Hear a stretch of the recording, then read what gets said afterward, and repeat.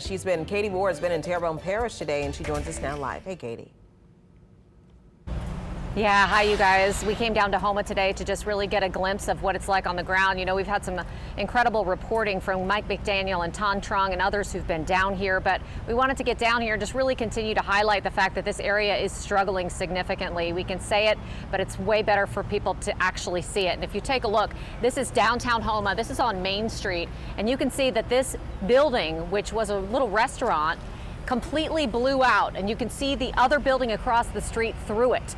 It just absolutely crumbled, and someone who lives in an apartment across the street stayed for the storm and said that she saw the whole thing just collapse. She said at that point she knew it was time to go to the hallway because she knew that it wasn't safe. This area really took a tremendous beating with this storm, with that storm just sitting over the area, the eye wall and so much of Terrebonne Parish just sitting there churning and tearing things apart. And take a look at this. This is what's all over Main Street as you walk down. These are massive shards of glass that are from the windows of that bank building across the street. And as the woman who lives next door was telling me, she said these were all projectiles during the storm. So it was an incredibly dangerous situation, and you can see why there was so much damage done all along Main Street. Now, one of the things that people have talked about down here is needing those essential supplies and needing help from the government. So we wanted to bring in Jerome Zarang, who's a state representative. Thanks so much for being with us. Thanks for having me. Absolutely. What are the greatest needs that you're hearing from people right now? Well, like a lot of areas that have been impacted by the storm, the need for water, ice, fuel. Fuel is really important, both for the first responders and the people to be able to provide the needed support to get the people back up and running. And you've been down the lower port of the parish. Below the intracoastal waterway, 95% of the homes have been significantly impacted, and 65% are you can't inhabit. They're just can't live in them, and they're going to have to probably be destroyed. So we had a significant hit here in Terrebonne Parish, and there's a need for many resources. Waiting for the electricity to get back on, it's probably going to be till the end of the month before electricity even gets back on. So wow. A lot of things we need here. That's a tremendous amount of time for people to be in the heat. I know we went around some neighborhoods just right here in the immediate downtown Houma area, and what was amazing to me and is incredible and just a testament to the people who live here and their fortitude.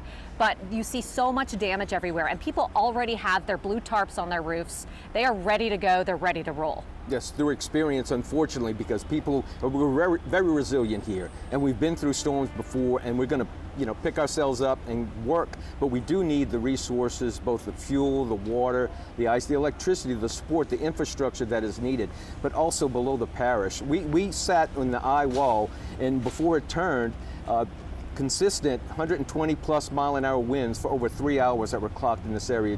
And the shards of glass that you were seeing, you can imagine at 130, 120 miles an hour, the impact and the destruction here in downtown Houma is significant. But when you go to lower portions of the parish, it's even more impactful with storm is. Yeah, the area's just completely wiped out. I mean, no homes, even livable in certain areas. It's not even something that you can really imagine unless you see it with your own eyes. It's a different type of destruction than we saw from Hurricane Katrina. That, of course, we had so much water everywhere. It's just like someone just took something and just chewed up all these buildings. It's kind of breathtaking when you take a look at it. But what are some other things that are in process? One of the things that's not available here in Houma or anywhere in Terrebonne Parish is a hospital or hospital care. You said there's some progress being made on that front? That's right. I was talking to Dr. Courtney Phillips with LDH, and we're working to try to reestablish the electricity or through generator power to some of the hospitals, but we don't have a hospital right now, and we're looking at establishing a MASH unit. We're waiting for federal approval with the Department of Health to establish at Terrebonne General Hospital a MASH unit to allow for some procedures and support that can be provided. And that's kind of like an Army hospital. It is. It's to make it sort of like it's just crazy that we're thinking about this area like a war zone almost. And emergency care. The unfortunate reality is the closest emergency room, there is some support in Thibodaux, but that's 18 miles away. But we're desperately need services. Chabert Hospital is completely out, and it's going to be out for a while. Terrebonne General, we're hoping within the week we can get it in a position until we won't necessarily need the MASH unit, but we're providing some support with that. When we went out to the neighborhoods, one of the things that a gentleman told us, he had a bunch of trees down.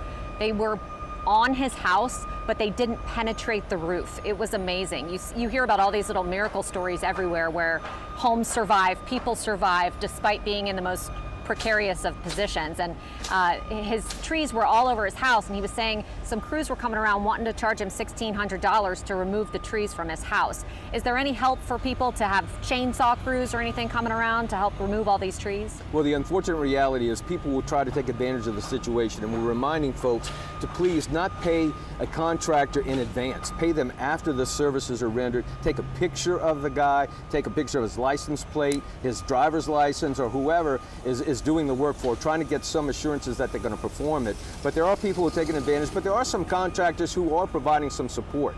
And we're working with the Department of Transportation to remove the debris as quickly as possible. The parish is doing a great job as much as they can to get the resources. I was over at EOC, and in addition to clearing out the streets, we're working on providing some housing, temporary housing, to allow people either through hotels or others or in place, get their house to where it's in a position to at least they can live in it. So there's a lot of resources directed to try to get people back as quickly as possible, but we can't do it unless we have the gas, the fuel, the water, and the electricity in place to really provide what people need. So the gas, fuel, water, and electricity, and then again, we're not seeing a FEMA trailer situation during the storm, you don't think? Not at this point, we haven't seen any.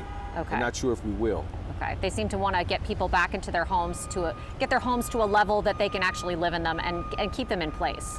But the unfortunate reality, as you've seen down the bayou, getting them in those, most of the homes, again, they can't live in them or they're going to have to be destroyed. So there's going to have to be some accommodation for the people, especially in the lower portion of the parish. And even in Terrebonne, in the upper portion of the parish as well. Lafourche Parish as well has been hit pretty hard. Yeah, it's just, something that's going to take some time to recover from. And, it's amazing to hear all those human stories of people helping each other. We saw neighbors helping each other out with the tree situation.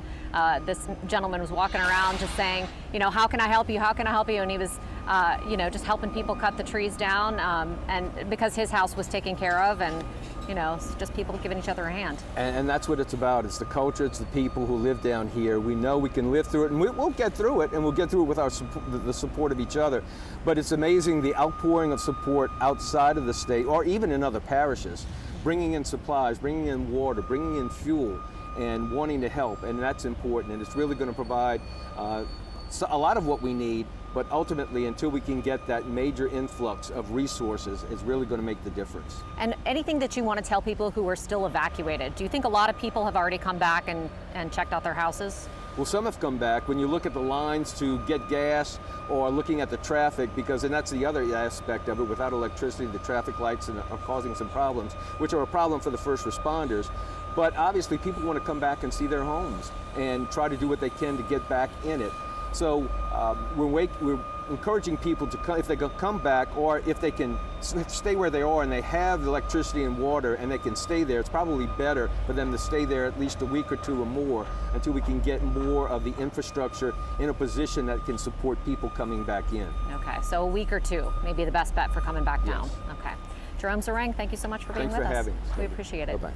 So again, just to recap, those 4 things that everybody's looking for: the gasoline, they need water, they need power, and they need just hospital care in areas like Terrebonne Parish, which those things are either non-existent or in very short supply right now. So officials all over the Bayou region are encouraging people maybe just to wait it out a little longer at their evacuation sites, or if you do come in to check out your property, just come in, check it out, and then head back to wherever you have a safe location that you can stay that may have those comforts and basically basic city services that you really require to stay for a longer period of time. So that's going to do it for me right now in downtown Houma. Let's head back to you in the studio. The destruction there, it's just incredible to see. Katie, thank you so much.